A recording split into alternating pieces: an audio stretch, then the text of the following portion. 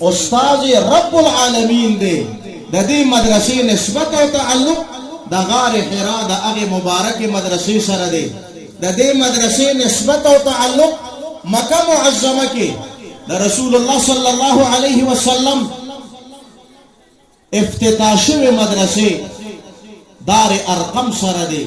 د حضرت ارقم رضی الله تعالی عنہ په کور کې رسول الله صلی الله علیه وسلم د قرآن او حدیث د تعلیمات او د نشر اشاعت او خدمت د پاره مدرسه قائمه کړې و د دې مدرسې نسبت د هغه مدرسې سره دی د دې مدرسې نسبت مدینه منوره کې د حضرت اسعد ابن زراره رضی الله تعالی عنہ په کور کې قائم مدرسې سره دی هجرت لا نه دی شوی د هجرت نمخ کې رسول الله صلی الله علیه وسلم مدینه منوره کې مدرسه شروع کړې ده او د هغه مدرسې لپاره استاد او معلم د مکه معظمه نه راغلی دی حضرت مصعب ابن عمر رضی الله تعالی عنہ کله چې هغه د قرآن او د حدیث د تعلیماتو درس او تدریس او خدمت شروع کړ نو مدینه منوره کې خلک راجم شو مشوره وکړه چې کدا مدرسه دغه روانه او د مدینه ټول خلک به مسلمانان شي او د پلار نیک دین به پریږدي یو دو سرداران دي حضرت سعد ابن معاذ رضی الله تعالی عنہ او حضرت اسید ابن حضیر رضی الله تعالی عنہ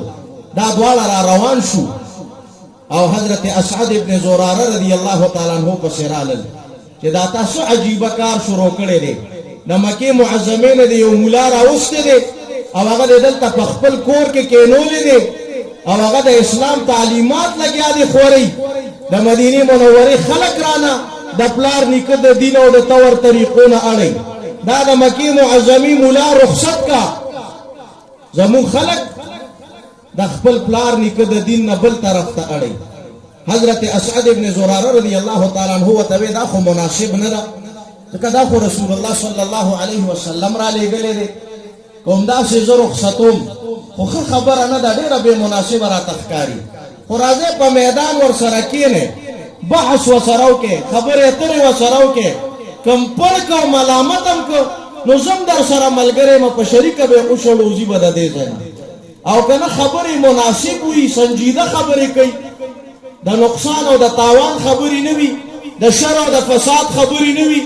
نو بیا خو پکار دا ده چې مونږ ټول د خبرې ته غوږ کېږدو خبرې ومنو ډېر پوه خلک وو هوښیار او عقلمند خلک وو سنجیده خلک وو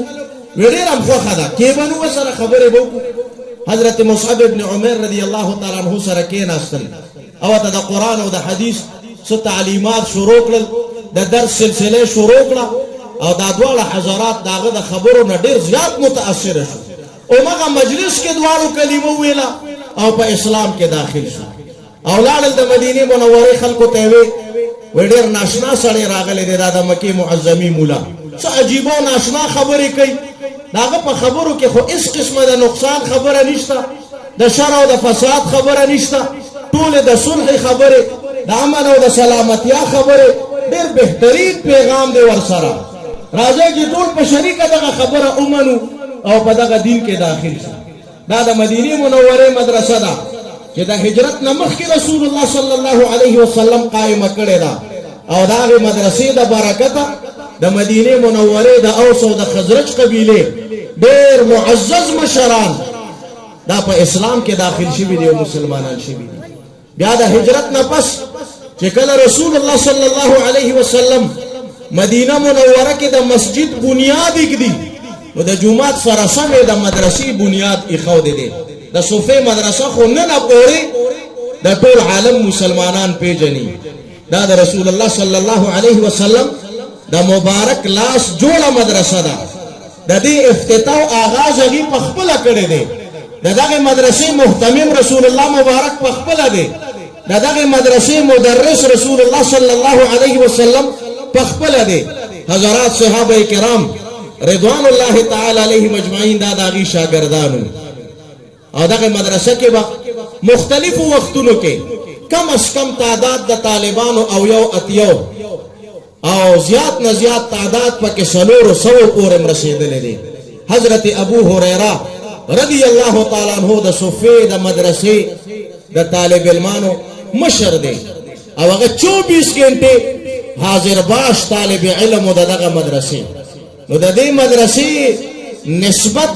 د هغه مدرسو سره دی چې د کوم مدرسو بنیاد رسول الله صلی الله علیه وسلم په خپل مبارک لاسونو باندې ایښو دی. د دې مدرسې نسبت د هغه مدرسو سره دی د کوم مدرسو آغاز او شروع چې رسول الله صلی الله علیه وسلم په خپل باندې فرمایلی دا چې دا ټوله دنیا یو ځای شي نو ان شاء الله یو مدرسې تم هیڅ قسمه نقصان نشي رسول.